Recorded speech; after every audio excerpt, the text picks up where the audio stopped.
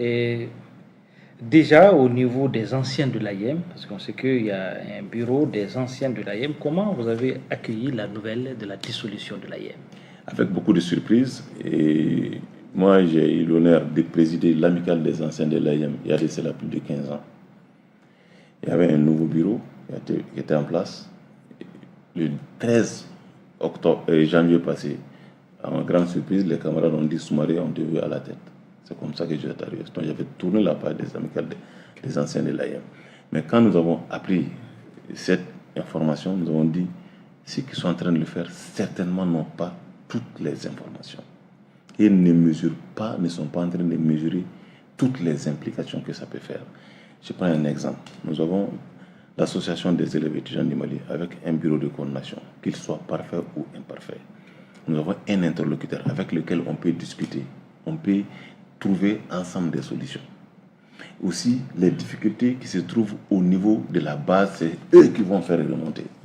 Mais si on n'a plus d'interlocuteurs, ou si nous avons une multitude d'interlocuteurs, qu'est-ce qui va arriver? Ce serait des grèves sauvages, ce serait un manque d'interlocuteurs. Si demain il y a des violences, on va imputer à qui? Donc il est important aujourd'hui qu'on puisse discuter. C'est pourquoi nous avons écrit au ministre de l'administration territoriale, on a écrit aux deux ministres chargés de l'enseignement et de l'éducation pour pouvoir les expliquer.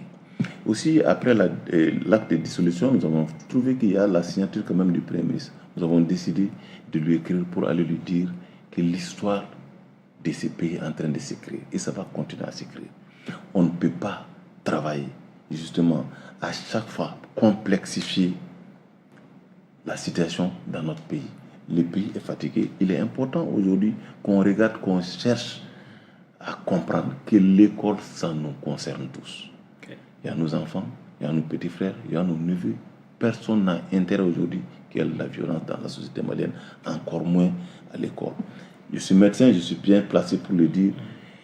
Quand on vient dans un pays, quand on trouve une jeunesse bien habillée, bien propre, couchée, ces pays n'avancera pas. Parce qu'on sait que entre 15 et 25 ans, c'est la période de la montée de la testostérone. Donc c'est à ce moment que le jeune a le plus confiance en lui. Malheureusement, en ce moment aussi, il peut être violent.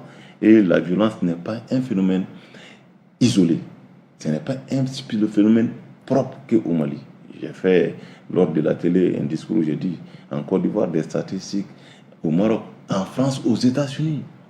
Donc il est important aujourd'hui que nous appelons amener plutôt des correctifs que de nous trouver justement à des raccourcis qui ne nous mènent nulle part que dans la confusion et dans la complexification de la situation. Ok.